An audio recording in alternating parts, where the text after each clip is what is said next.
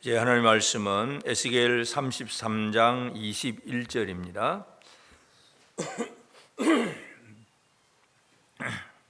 에스겔 33장 21절부터 31절까지 말씀입니다.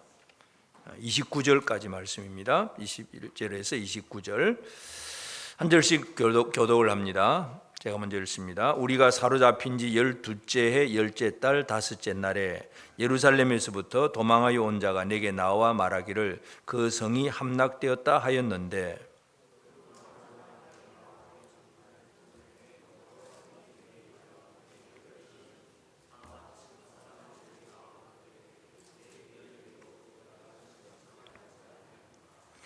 여호와의 말씀이 내게 임하여 이르시되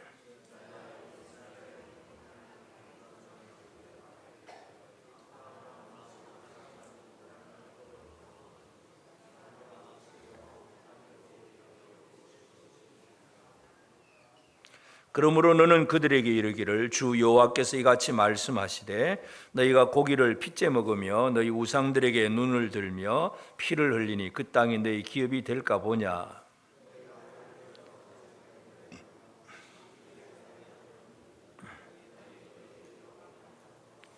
너는 그들에게 이르기를 주 여호와께서 이같이 말씀하시되 내가 나의 삶을 두고 맹세하노니 황무지에 있는 자는 칼에 엎드러뜨리고 들에 있는 자는 들짐승에게 넘겨 먹히게 하고 산성과 굴에 있는 자는 전염병에 죽게 하리라.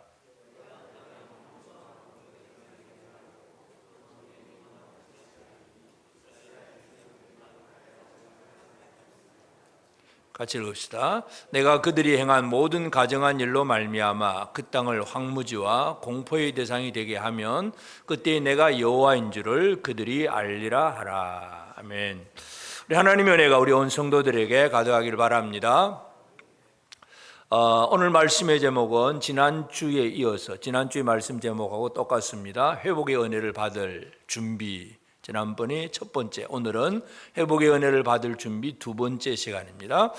하나님께서 이스라엘을 이제 그 바벨론 포로에서 돌아오게 하는 이제 회복의 은혜를 주시는 것, 이거 이제 에스겔을 통해서 주시는 말씀인데, 이제 이 준비가 어떤 준비가 되어야 되느냐 하는 것을 우리가 다시 한번 살펴봐야 되는데, 지난주 설교가 좀 기억이 나야 되는데, 기억이 나십니까? 지난주 설교가 뭐였더라? 이제 설교 제목은 가르쳐 주었습니다. 제목은 있습니다. 내용이 무엇입니까? 하나님의 은혜를 받을 준비를 하려면 어떤 사람이 되어야 된다고요? 전혀 감각이 없으십니까? 깜깜하십니까? 지난주에 우리가 33장 10절에 보면 그런즉 인자야 너는 이스라엘 족속에게 이르기를 너희가 말하여 이르되 우리의 허물과 죄가 이미 우리에게 있어 우리로 그 가운데서 쇠퇴하게 하니 어찌 능히 살리요. 어찌 능히 살리요. 절망에 절망에서 무엇으로? 소망으로. 뭔가 이 절망에 빠져 있는 사람들, 이 비관주의에 빠져 있는 사람들, 그것이 비관주의에 빠져 있는 사람들이 하나님의 은혜를 제대로 받을 수가 없는 거예요. 절망에서 소망으로 나와야 되는 것, 이것이 우리가 지난주에 말씀을 드린 것이고, 이제 오늘은 정반대입니다. 반대. 비관주의가 아니라 이제는 오늘 무슨 말씀을 여기 보면은 29절에 4절 인자야 이스라엘의 황폐한 땅에 거주하는 자들이 말하여 이르기를 아브라함은 오직 한 사람이라도 이 땅을 기업으로 얻었나니 우리가 많은즉 더욱 이 땅을 우리에게 기업으로 주신 것이 되느니라 하는도다. 아브라함은 한 사람으로 기업을 얻었는데 우리는 아브라함보다 훨씬 많지 않냐? 몇 사람이냐 이거죠. 그러니까 이 땅을 우리에게 기업으로 주신 것이 되느니라 이렇게 말하고 있어요. 그래서 하나님의 은혜를 제대로 누리지 못하는 사람의 이제 두 번째 특징은 바로 근자감이라는 말 여러분 들어보셨어요? 근자감이 뭐예요? 근거도 없는 자신감. 아무 근거도 없어. 그런데 자신감을 가지고 있어요. 뭔가 어떤 이유가 어떤 근거가 있어서 자신감을 가진다면 괜찮겠는데 아무 근거도 없으면서 그냥 자신감만 가지고 있어. 난 할 수 있어. 잘 될 거야. 괜찮을 거야. 늘 그 얘기. 그래서 어떤 사람은 절망에 빠져서 나는 안 돼, 못해 늘 그 얘기를 하는 사람이 있는가 하면 반대로 나는 잘 돼, 나는 잘 될 거야, 나는 할 수 있어, 뭐든지 잘 돼. 근거 없는 자신감에 빠져 있는 사람들도 있습니다. 그래서 오늘 우리가 이 하나님의 은혜를 받지 못하는 사람의 그 두 번째 특징의 바로 모습이 바로 이것인데, 회복의 은혜를 받을 준비, 우리 안에는 지나친 낙관주의에 빠져 있지 않은가, 이것을 오늘 우리가 한번 살펴보기를 원합니다. 오늘 이제 본문에 보면 이제 에스겔이 사로잡힌 지 12째 해 10째 달 5째 날에 그랬습니다. 12째 해라고 하는 것은 11째 해 11년 4월에 예루살렘이 망했습니다.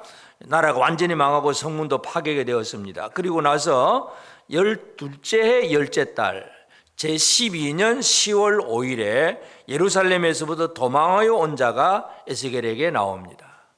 그러니까 이 사람이 예루살렘에서부터 도망해서 에스겔에게 나왔을 때가 1년 6개월이나 걸렸어요. 사실 바로 출발을 해가지고 바빌론까지 오면 한 4, 5개월 정도 걸어서 오면 됩니다. 걸어서 4, 5개월 정도면 오면 되는데 1년 6개월이나 걸렸어요.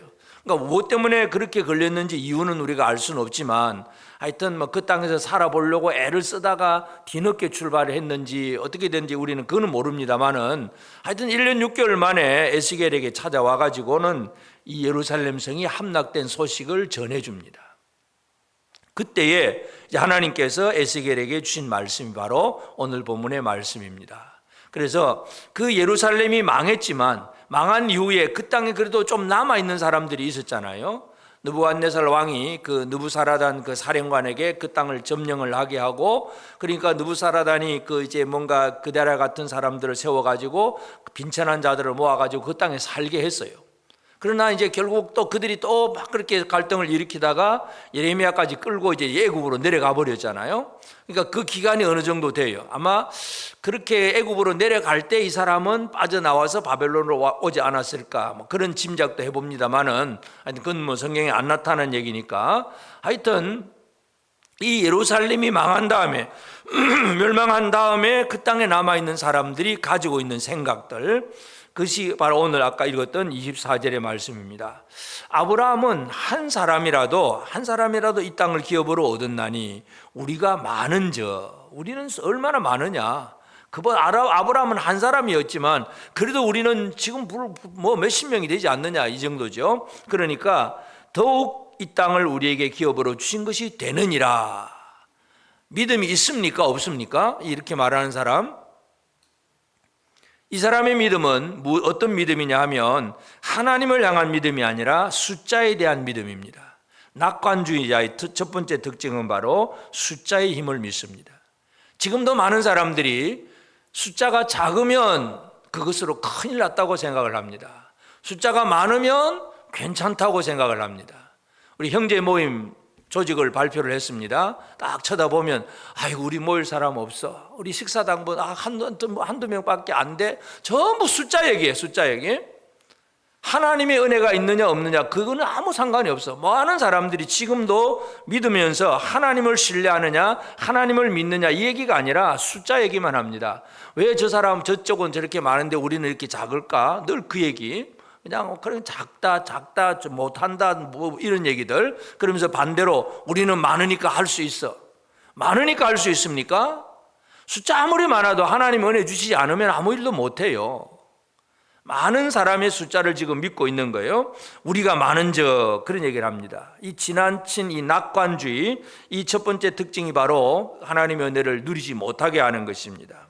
다윗이 시편 33편 16절 17절에 보면 이런 얘기를 합니다. 많은 군대로 구원 얻은 왕이 없으며 용사가 힘이 세워도 스스로 구원하지 못하는도다. 구원하는 데에 군마는 헛되며 군대가 많다 하여도 능히 구하지 못하는도다. 다윗은 사울을 피해서 이리저리 도망을 다닌 사람이었어요. 뭔가 많은 군대가 필요한 것 같아요. 그러나 그 군대 없이도 다윗은 하나님의 도우심으로 날마다 구원을 받고 승리하는 생활을 살아갈 수가 있었습니다. 하여튼 지나친 낙관주의의 첫 번째 특징은 어디에서 오느냐? 우리가 많다. 우리는 너희들보다 많다, 그죠? 너희 편보다 우리 편이 많다. 이런 얘기들. 또 어떤 믿음 없는 사람들은 내가 다니는 교회는 큰 교회니까, 우리 교회는 큰 교회니까 괜찮아.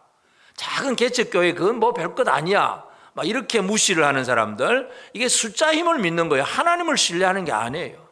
나는 돈이 많으니까 괜찮을 거, 돈이 없으면 큰일 날 것 같고, 전부 숫자에 의해서 살아가는 사람들, 이 지나친 낙관주의자들, 우리가 많은 적 더욱 이 땅을 우리에게 기업으로 주신 것이 되느니라. 아브라함은 한 사람이었는데 지금 우리는 그보다 몇십 배, 몇백 배는 많지 않느냐 이거죠.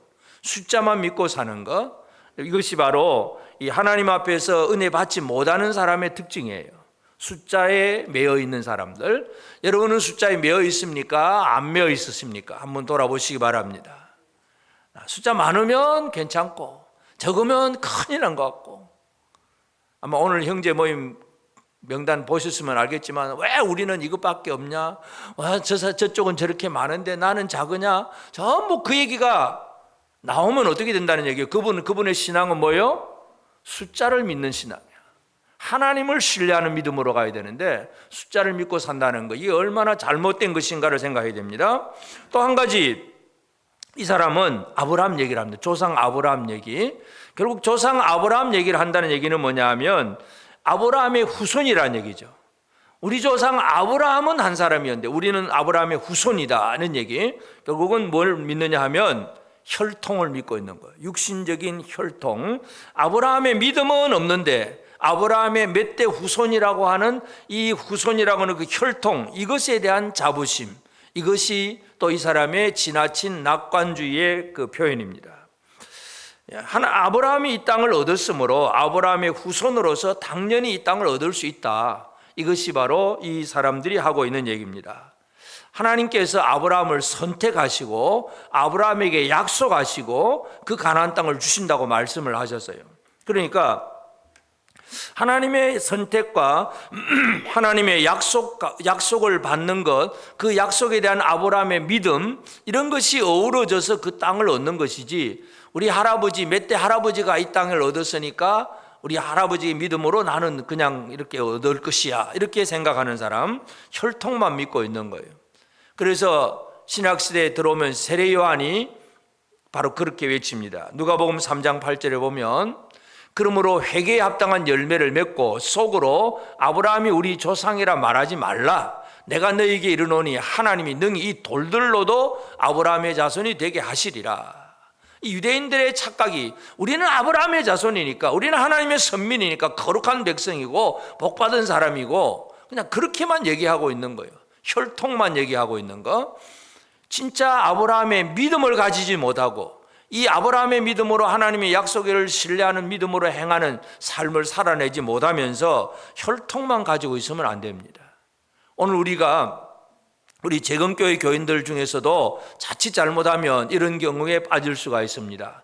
분명히 우리의 선조들은 일본의 그 신사참배 앞에 굴하지 아니하고 순교를 당하기도 하고 감옥에 들어가기도 하고, 그래서 한국교회 재건운동을 일으키고 지금까지 재건교회 간판을 달고 있습니다. 이건 자랑스러운 거예요.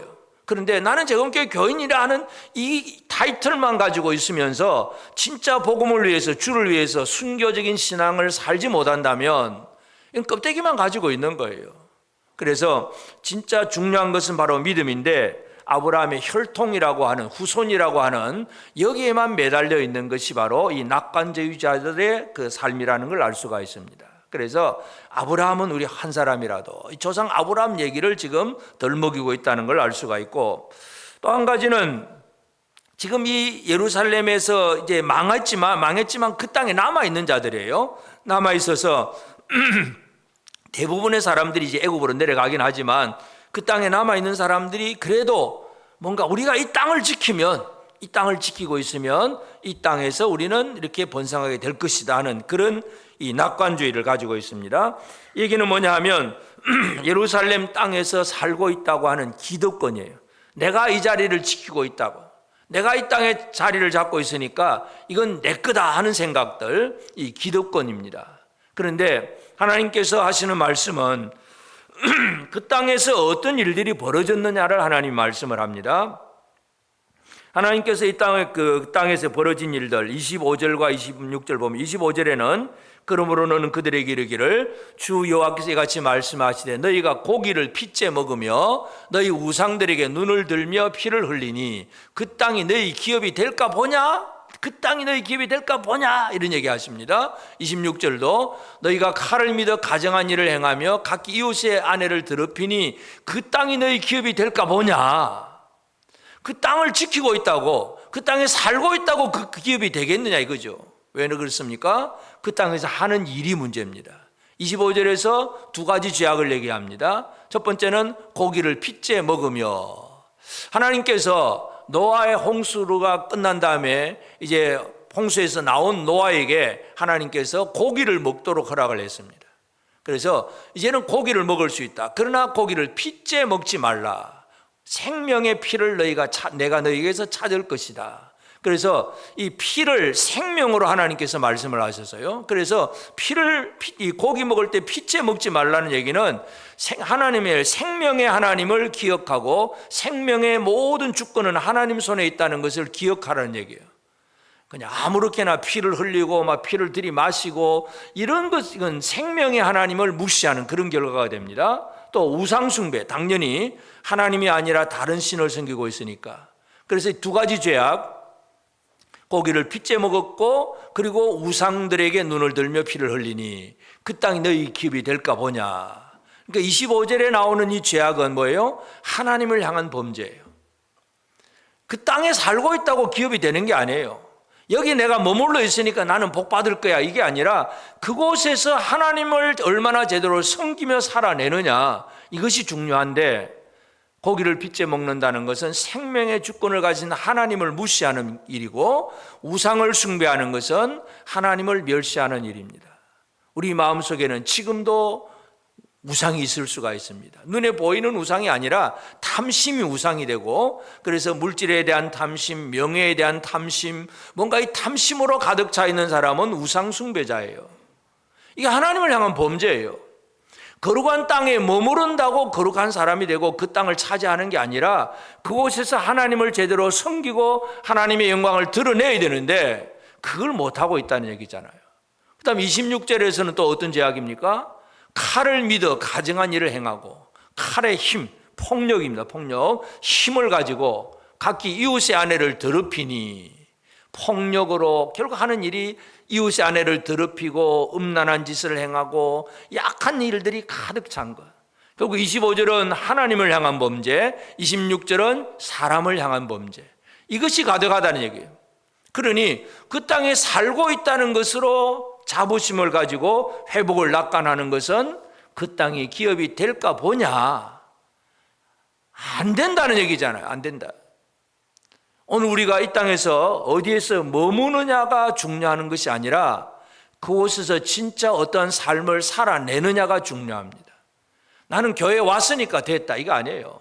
교회에 왔으면 하나님 앞에 진짜 하나님 백성 될 거 사느냐 못 사느냐, 이게 중요한 거예요.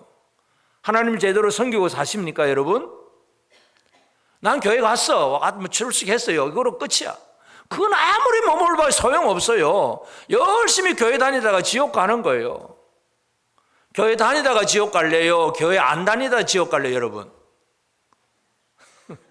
둘 다 안 해야 되지요. 진짜 다니는 그 자체가 중요한 게 아니라 거룩한 삶을 살아내는 것, 이것이 오늘 우리에게 너무나 소중한 거예요. 그래서 이 지나친 낙관주의자들은 첫째는 숫자, 두 번째는 뭐예요? 혈통, 세 번째는 자기가 머무는 땅, 내가 이 땅에 머물고 있으니까, 우리가 이렇게 많은 숫자가 머물러 있으니까 하나님 주시는 거야. 머물러 있다는 그 자체, 자기가 거한 그 땅을 얘기를 하고 있습니다. 여러분, 기업이라고 하는 것은요, 하나님께서 주시는, 거룩하신 하나님이 주시는 거예요. 하나님이 아브라함에게 그 기업을 주실 약속을 하셨잖아요. 창세기 13장 14절 15절 보면, 롯이 아브라함을 떠난 후에 여호와께서 아브라함에게 이르시되 너는 눈을 들어 너 있는 곳에서 북쪽과 남쪽 그리고 동쪽과 서쪽을 바라보라. 보이는 땅을 내가 너와 내 자손에게 주리니 영원히 이르리라. 하나님이 왜 아브라함에게 이 기업 주겠다고 약속을 했을까요? 하나님께서 롯이 아브라함을 떠난 후에, 롯은 이제 자기 눈에 보기 좋은 대로 이 소돔 고모라가 멸망당한 다음에 당하기 전에 이처럼 숫자가 너무 많았을 때에 이제 갈라서게 될 때에 롯은 저 요단강 남쪽에 저 사해바다 있는 그쪽이 보면 너무나 풀이 많고 그 어떤 이 양떼를 기를 수 있고 소떼를 기를 수 있는 여호와의 동산, 에덴 동산 같아 보여서 그쪽으로 가버렸어요. 그리고 나서 이제 하나님께서는 아브라함에게 눈을 들어서 너 있는 곳에서 북쪽과 남쪽, 동쪽, 서쪽, 동서남북을 다 바라보라. 보이는 땅을 내가 너와 내 자손에게 주리니 영원히 이르리라. 하나님께서 아브라함에게 주십니다. 아브라함, 어떤 아브라함입니까? 하나님을 신뢰하는 아브라함, 하나님을 믿는 믿음의 아브라함에게 이 약속을 하는 거지 아무에게나 다 준다고 얘기를 하지 않습니다. 여러분, 우리가 문자적으로 창세기 13장 14절 15절 이 말씀만 믿고 오늘도 저 서울 남산에 올라가가지고 동서남북을 한번 쫙 쳐다보시고 야, 다 내 거다 그러면 이거 어떤 사람이 되라 그러게, 어떤 사람입니까? 그렇게 되면 미친 사람이죠. 그거는 하나님의 말씀을 그렇게 문자적으로 풀면 안 됩니다. 믿음의 사람에게 하나님께서 약속을 하시는 거예요. 내가 이 땅에 서 있으니까 이건 전부 다 내 거다 이 얘기가 아니에요. 진짜 하나님을 향한 온전한 믿음이 있느냐 없느냐가 중요하고 그러한 삶을 살아내느냐가 중요합니다. 그래서 오늘 우리는 이 하나님께서 주실 회복의 은혜를 누가 받을 수 있느냐 하는 걸 얘기를 할 때에 우리가 지난주에 말씀드린 것은 지나친 비관주의, 절망에 빠져 있는 사람들, 오늘은 지나친 낙관주의, 근자감에 빠져 있는 사람, 근거도 없는 자신감에 빠져 있는 사람들, 이런 사람들도 이게 안 고쳐지면 회복의 은혜를 누릴 수가 없는 거예요. 그래서 이 모든 문제를 어떻게 해결하느냐, 이 땅에 오신 예수 그리스도로 말미암아 우리는 이 문제를 해결할 수가 있습니다. 그래서 우리는 이 예수 그리스도를 통해서 하셨던 그 모든 일들을 봐보면, 첫째로 예수님은 숫자에 매이지 않는 예수님이에요. 예수님께서 이 땅에 오셔서 복음을 전하고 사역을 할 때 예를 들어서 오병이어의 이적을 행하니까 수만 명의 무리들이 모이잖아요. 얼마나 많은 사람들이 모입니다. 몰라요.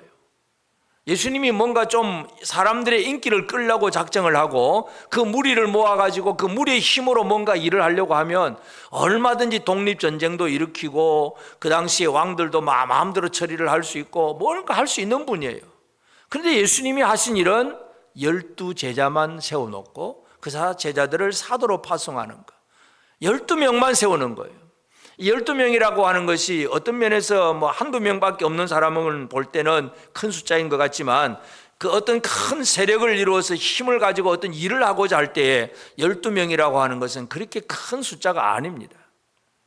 사도행전에 보면 이제 사도들이 이제 복음을 전하고 이제 그 사람들이 재판을 하고 또 바리새인들이 또 사두개인들이 또 나서서 이렇게 이 사도들을 재판을 할 때에 이제 사도들을 핍박을 합니다. 그런데 그때 대제사장들이 핍박을 할 때 가말리엘이라고 하는 랍비가 일어나 가지고 이런 얘기를 합니다. 사도행전 5장 36절에 보면 이전에 드다가 일어나 스스로 선전하며 사람이 약 400명이나 따르더니 그가 죽임을 당하며 따르던 모든 사람들이 흩어져 없어졌고, 그 얘기입니다. 왜냐하면 지금 이 얘기는 뭐냐면 그 공회에서 사두개인들이 부활을 전하는 사도들에 대해서 핍박을 하니까 이제 이 바리새인 가말리엘이, 바리새인은 부활을 믿는 사람이고 사두개인은 부활을 안 믿는 사람이니까 가말리엘이 일어나서 그런 얘기를 하는 거예요. 이전에 드다가 일어나가지고 선전하니까 많은 사람이 따라서 한 400명이나 무리가 모였어요. 근데 드다가 딱 죽으니까 따르던 무리 다 흩어졌지 않냐. 지금 겨우 12사람, 그리고 지금 이 앞에서 재판받는 사람은 베드로, 요한 이런 정도인데 이 소수의 몇 사람, 이 사람을 그냥 내버려 둬라. 지금 죽일 필요 없다. 내버려 두라는 얘기죠. 이 숫자에 대해서 12명이라고 하는 숫자는 그렇게 큰 관심사가 아니에요. 적어도 몇백 명, 몇천 명이나 돼야 이거 뭔가 좀 힘 있는가 보다. 보통 사람들은 그렇게 생각을 합니다. 근데 예수님은 12제자만 만들어 놓습니다. 작은 숫자예요. 예수님은 숫자에 매이지 않습니다. 숫자는 얼마든지 하실 수 있는 분이에요. 예수님께서 그 겟세마네 동산에서 이제 체포를 당할 때에도 군병들이 왔잖아요. 베드로가 막 칼로 내리칠 때에 예수님께서 베드로에게 주시는 말씀, 마태복음 26장 53절에 보면 너는 내가 내 아버지께 구하여 지금 12군단 더 되는 천사를 보내시게 할 수 없는 줄로 아느냐? 왜 칼 가지고 설치느냐? 그만둬라 이거죠. 나는 내가 내 아버지께 구하여 지금 12군단 더 되는 천사를 보내시게 할 수 없는 줄로 아느냐? 이 군단이라고 하는 단어가 레기온이라고 하는 말인데, 이 로마 군대들, 로마 그 당시의 군대들 한 레기온, 한 군단은 숫자가 보병이 6,100명이에요. 6,100명이고 말도 726마리인가 그렇게 돼요. 그래서 이 6,000명이라고 하면, 6,100명이라고 하면 12군단이면 어떻게 됩니까?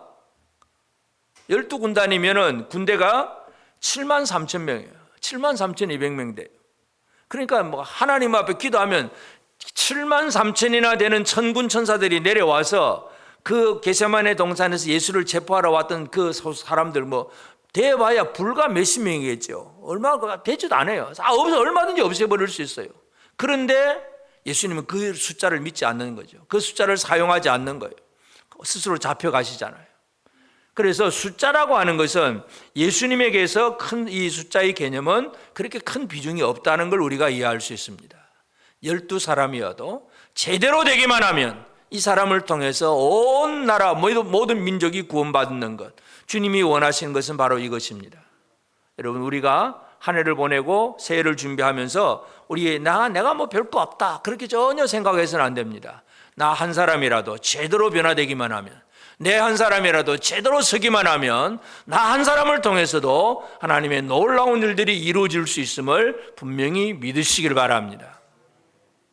옆 사람을 향해서 한번 격려를 하겠습니다. 당신 한 사람 때문에 세상이 바르게 뒤집힐 수 있습니다.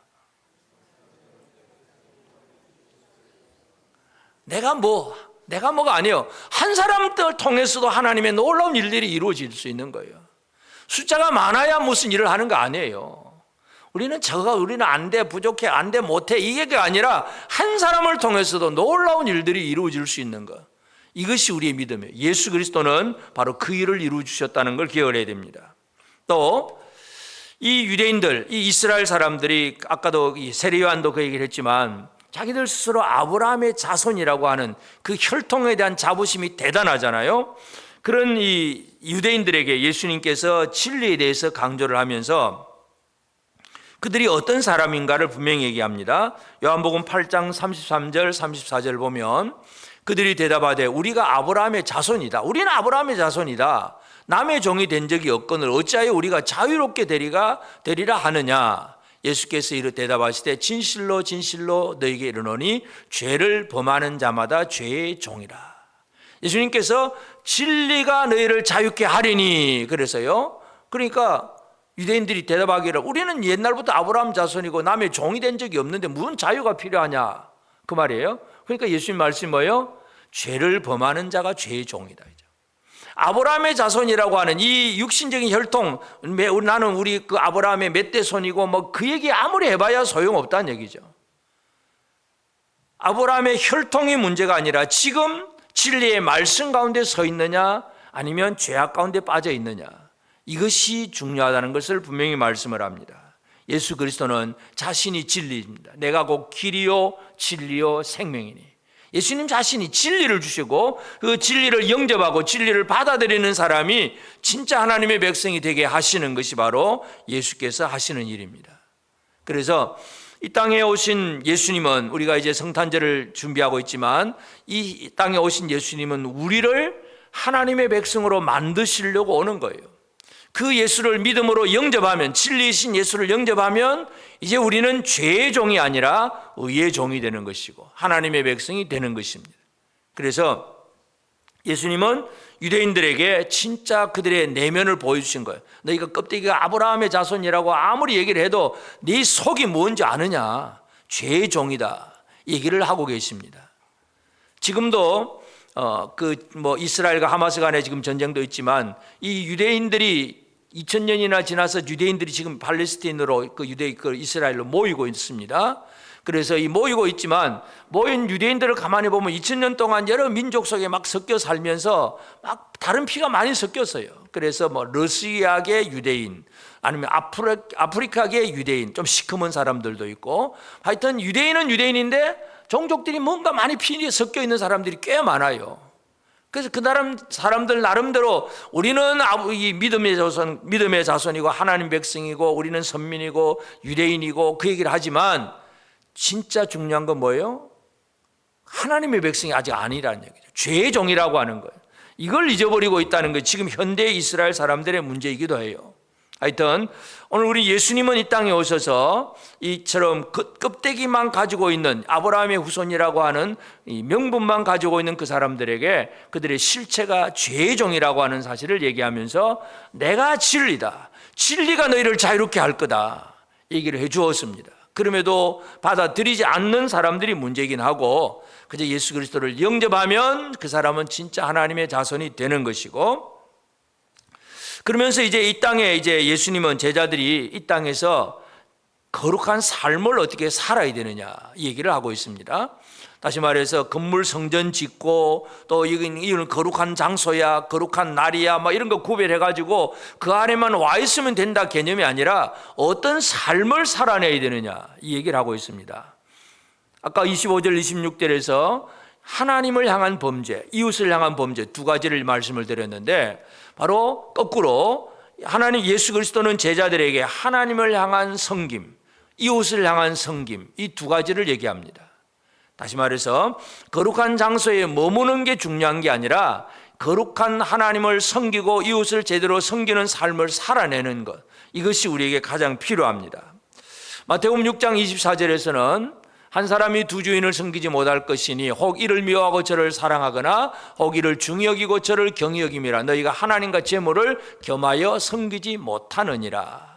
그러니까 유대인들이 하나님 섬긴다고 하면서도 돈을 또 좋아해요.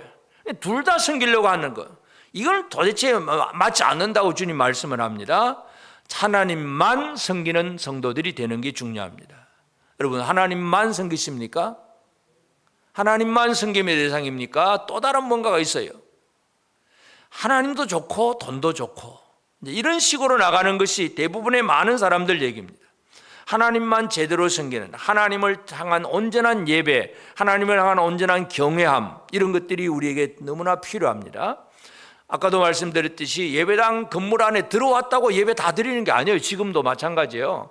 지금도 앉아가지고 뭐 저 엉뚱한 생각이나 하고 뭐 핸드폰이나 쳐다보고 뭐 다른 뉴스 검색이나 하고 앉았고, 그게 뭐 하나님을 향한 예배가 되겠어요? 아무리 어떤 장소에 와도 제대로 하나님을 섬기지 않으면 예배가 안 되는 거예요.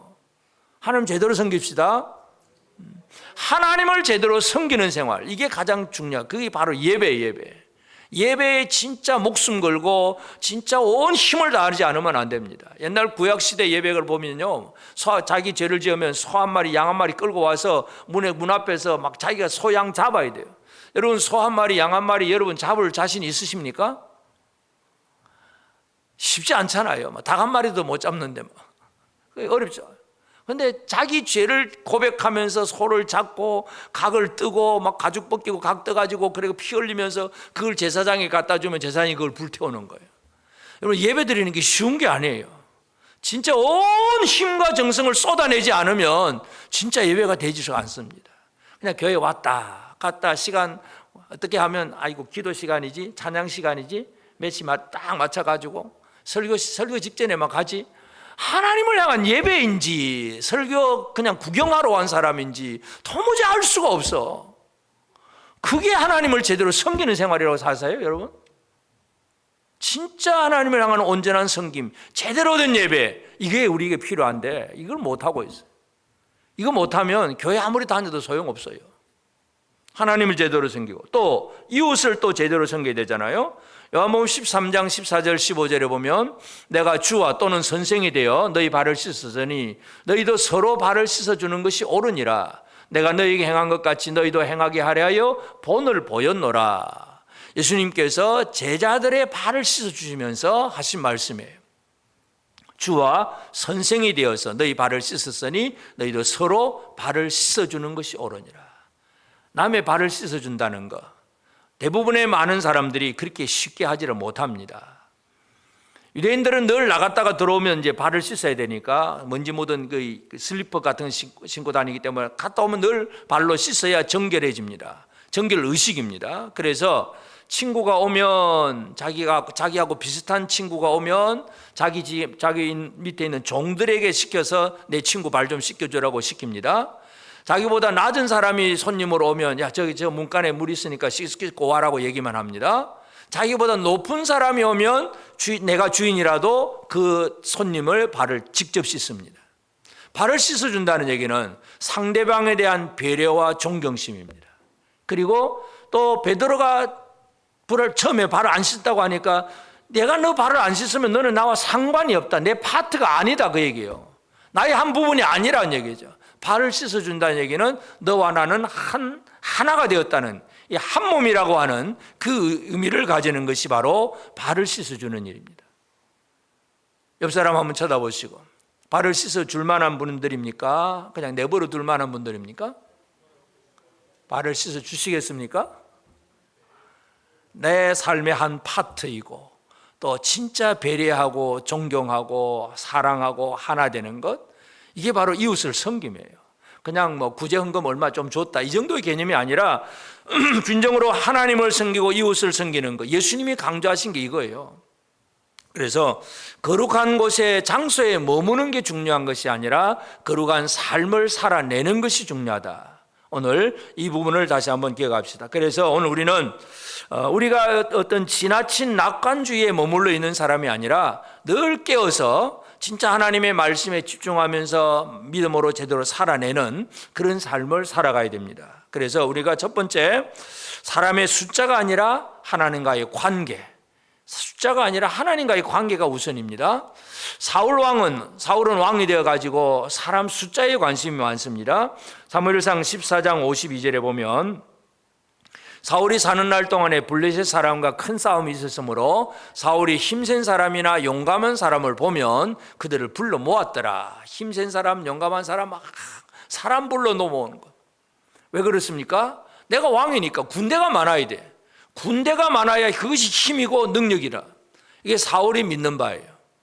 하나님이 첫 번째 세워놓았던 사울 왕은 바로 그런 모습입니다. 사람의 숫자, 여기에 치중해 있습니다. 그러면서 뭘 잃어버리느냐? 사무엘상 16장 23절 보면 하나님께서 부리시는 악령이 사울에게 이를 때에 다윗이 수금을 들고 와서 손으로 탄적 사울이 상쾌하여 낫고 악령이 그에게서 떠나더라. 여러분, 사울은 사람의 숫자는 모았는데 하나님의 영은 잃어버린 사람이 되어버렸습니다. 가장 불행한 사람, 겉으로 큰 숫자는 이루고 돈도 많이 벌고 뭔가 친구도 많고 사람들은 많아졌고 뭔가 외형적인 숫자는 커졌는데 진짜 핵심 하나님의 영을 잃어버린 사람이 되어버리면 이건 망하는 길이에요. 망하는 길. 숫자가 아니라 하나님과의 관계입니다. 사울왕은 군대의 숫자는 모았지만 하나님의 영은 잃어버렸습니다. 그러니까 악신이 들잖아요. 악한 영이 들고 어쩔 줄을 모르는 그런 사람이 됩니다. 그래서 우리가 얼마나 많이 이렇게 생각하는 이것보다도 얼마나 진짜 주님과 함께 할 것인가, 이것이 우리에게 너무나 중요합니다. 퀄리티, 퀀티티, 영어가 이제 좀 비슷해서 한번 얘기해 봅니다. 퀄리티라는 말은 자주 많이 쓰시죠. 자, 그 참 퀄리티가 있다, 퀄리티 좋다, 그게 뭐예요? 여러분, 퀄리티가 있는 사람입니까? 있는지 없는지 잘 모르겠어요. 퀄리티, 질적으로 좋다니, 질적. 그럼 퀀티티는 양, 숫자가 많다는 얘기죠. 물론 어떤 경우에 있어서는 숫자가 좀 있으면 그래도 든든해 보이지만은, 그러나 그것 믿고 사는 게 아니라 우리 믿음의 사람은 양적인 문제보다 질적인 문제, 하나님과의 깊은 관계, 이것이 우리에게 너무나 소중한다. 이거 기억하시기 바랍니다. 그러면서 우리는 또 한 가지, 아브라함의 후손이라고 하는 그 이름, 그 명분보다 중요한 것은 아브라함의 믿음을 소유하는 것. 내가 재금교회의 교인이라고 하는 이 이름보다 더 중요한 게 뭐예요? 진짜 순교 신앙을 가지고 어떤 우상 숭배가 들어오고 어떤 이 대적들의 위협이 왔을 때 목숨 걸고 믿음을 지켜갈 수 있는 믿음을 소유하는 것, 이것이 오늘 우리에게 중요한 것입니다. 그래서 형식적인 어떤 외형적인 모습이 아니라 내면의 충실한 삶을 살아내야 됩니다. 갈라디아 3장 7절에 보면 그런즉 믿음으로 말미암은 자들은 아브라함의 자손인 줄 알지어다. 진짜 아브라함의 자손이 누구냐? 믿음으로 말미암은 자들, 예수 그리스도를 영접한 자들, 예수님을 나의 구주로 영접한 사람이 진짜 아브라함의 자손이에요. 여러분 아브라함의 자손이십니까? 그런지 아닌지도 모르겠고 저 옛날 유대인들하고 우리하고는 멀리 몇천 몇백천도 되는 관계가 같아서 관계가 없으십니까? 옆 사람에게 당신은 아브라함의 자손입니다. 왜 아브라함의 자손이에요? 아브라함의 믿음을 나도 가졌기 때문에 아브라함의 자손인 거예요. 이 아브라함의 믿음을 소유하는 거, 그냥 뭐 혈통으로 나는 몇 대 후손이다 이 얘기가 아니라 이름만 가진 사람이 되면 안 됩니다. 계시록 3장 1절에 보면 사대교회에 대한 얘기인데, 사대교회 사자에게 편지하라. 하나님의 7영과 7별을 가진 이가 이르시되 내가 내 행위를 아노니 네가 살았다 하는 이름은 가졌으나 죽은 자로다. 이름은 살았는데 실상은 죽은 자라고 주님 말씀합니다. 사대교회가 그런 교회입니다.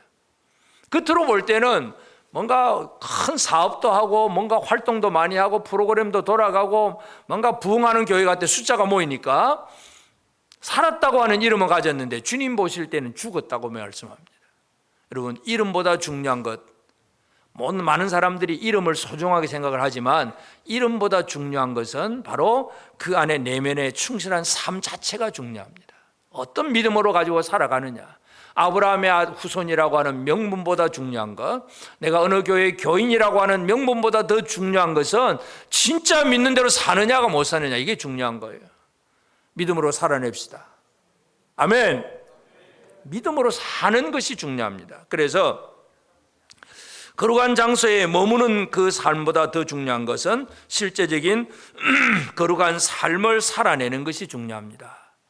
이사야 1장에 보면 그들을 향해서 너희 성전 마당만 밟는다 그래서요. 그러니까 성전 마당까지 왔다는 얘기는 뭐예요? 제물 끌고 소 끌고 양 끌고 성전 마당에 와서 하나님 앞에 제사 드릴 준비는 다 한 사람들이에요. 근데 하나님은 그것을 제물을 기뻐 받으시질 않습니다. 마당만 밟고. 왜냐하면 죄악은 가득 차 있어요. 죄는 그대로 지으면서 주여 그러고 있으니 하나님 참 답답하시잖아요. 오늘 우리의 삶에 중요한 것은 교회만 다니는 사람이 아니라 진짜 거룩한 삶을 살아내는 일이 중요합니다. 거룩한 삶을 살아냅시다. 거룩한 삶을 살아내는 기준이 뭐겠어요? 기준은 하나님께서 하나님의 백성들을 애굽에서 이끌어낸 다음에 주신 말씀이죠. 말씀. 십계명이에요. 십계명. 하나님 사랑, 이웃 사랑. 하나님 사랑하십니까? 마음과 뜻과 정성과 힘을 다해 하나님 사랑하십니까? 진짜 그렇게 마음 다해 하나님 사랑하십니까? 그래도 하나님보다도 돈 좀 준다 그러면 돈 따라가지 않습니까? 뭘 사랑하고 사세요? 세상에 내가 이름 날 곳, 내가 어떤 이익이 있을 곳, 이런 것은 열심히 가면서 진짜 하나님을 사랑하며 사느냐. 하나님 외에 다른 신을 섬기지 아니하고 하나님만 사랑하는 삶, 이것이 바로 오늘 우리 거룩한 삶이에요. 또 그 다음에 이웃은 내 몸처럼 사랑하는 것. 옆 사람을 한번 쳐다보시고 내 몸처럼 여기십니까? 옆 사람의 아픔이 내 아픔이 되고 그 사람의 슬픔도 내 슬픔이 되고 그가 기쁠 때 나도 기쁘고 그렇습니까? 이웃 사촌, 남이 논을 사면 내 배가 아프고, 그건 사랑이 아니잖아요. 그래서 어떤 사람은 그거 이웃 사촌이 이제 논 사면 배 아프다는 것은 거꾸로 해석을 다르게 해석을 해요. 어떻게 해석하냐면 이웃이 논을 사면 내 배가 아프다. 배가 아파서 빨리 변을 봐가지고 퇴비 만들어가 주려고 배가 아픈 거다. 참 그럴듯한 해석을 해요. 여러분 이웃이 논을 사면 빨리 배가 아프시기 바랍니다. 그래가지고 빨리빨리 퇴비 만들어서 그 논 잘 되도록 도와주는 그 역할 그거 하시기 바랍니다. 옆 사람에게 한번 농담 쏘라 한번 얘기해 봅시다. 당신 논 사면 내 배 아플 거요. 뭔가 이웃을 향해서 섬김의 생활, 나눔의 생활, 하나님을 사랑하고 이웃을 사랑하는 생활들, 이런 일들이 벌어져야 이것이 진짜 하나님의 뜻이에요. 그래서 거룩한 성전에 머문다, 교회에 왔다 갔다 이 얘기가 아니라 진짜 하나님이 원하시는 거룩한 삶을 살아내는 것이 중요합니다. 마가복음 12장 33절 34절입니다. 또 마음을 다하고 지혜를 다하고 힘을 다하여 하나님을 사랑하는 것과 또 이웃을 자기 자신과 같이 사랑하는 것이 전체로 제물을 드리는 모든 번제물과 기타 모든 제물보다 나으니이다. 예수께서 그가 지혜 있게 대답함을 보시고 이르시되 네가 하나님의 나라에서 멀지 않도다 하시니 그 후에 감히 묻는 자가 없도다. 이 십계명을 얘기하고 이 유대인 율법 교사가 진짜 하나님 사랑하고 이웃 사랑하는 게 진짜 최고입니다 하고 그렇게 얘기했을 때에 예수님이 그 율법 교사에게 주신 말씀이 뭐냐면 네가 하나님의 나라에서 멀지 않도다. 하나님의 나라를 기업으로 얻을 것이다. 바로 그 얘기잖아요. 누가 기업을 얻습니까? 하나님의 말씀대로 사는 사람, 하나님의 말씀대로 행하는 사람이 진정한 기업을 얻는다는 사실을 오늘 우리가 기억하게 되길 바랍니다. 그래서 오늘 우리는 지나친 낙관주의, 괜찮아, 잘 될 거야, 뭐 아무 문제 없어. 예레미야서에도 보면 제사장들이 평강하다, 뭐 괜찮을 거야. 여러분 속에는 암덩어리가 있는데 겉으로 보고 괜찮아 그러버리면 그냥 막 죽는 거잖아요. 우리가 건강검진을 하는 이유가 뭐예요? 빨리 살펴보고 뭔가 대처를 하려고 건강검진을 하잖아요. 근데 병원 가기 싫어가서 저도 잘 안 갑니다만은 하여튼 빨리 살펴보고 대처를 하기 위해서 검진을 하는 건데 괜찮을 거야, 뭐 아무 문제 없어, 그렇게 살다가 망한다는 얘기죠. 그래서 하나님의 은혜를, 회복의 은혜를 받을 사람, 첫 번째는 지난주에 말씀드린 거, 지나친 비관주의, 절망에 빠져가지고 아이고 우리는 이제 끝났다, 이제는 안 될 거야, 이렇게 말하는 사람도 문제고, 오늘은 우리는 숫자가 많은 적 잘 될 거야, 이렇게 다른 것을 믿고 낙관주로 살아가는 이 사람들도 문제예요. 지나친 비관주의도 아니고 지나친 낙관주의도 아니고 오직 중심에 서서 하나님의 말씀을 붙들고 나아가는 우리가 되어지길 바랍니다. 하나님의 회복의 은혜를 제대로 누리는 저와 여러분 모두가 되어지기를 주의 이름으로 축복합니다.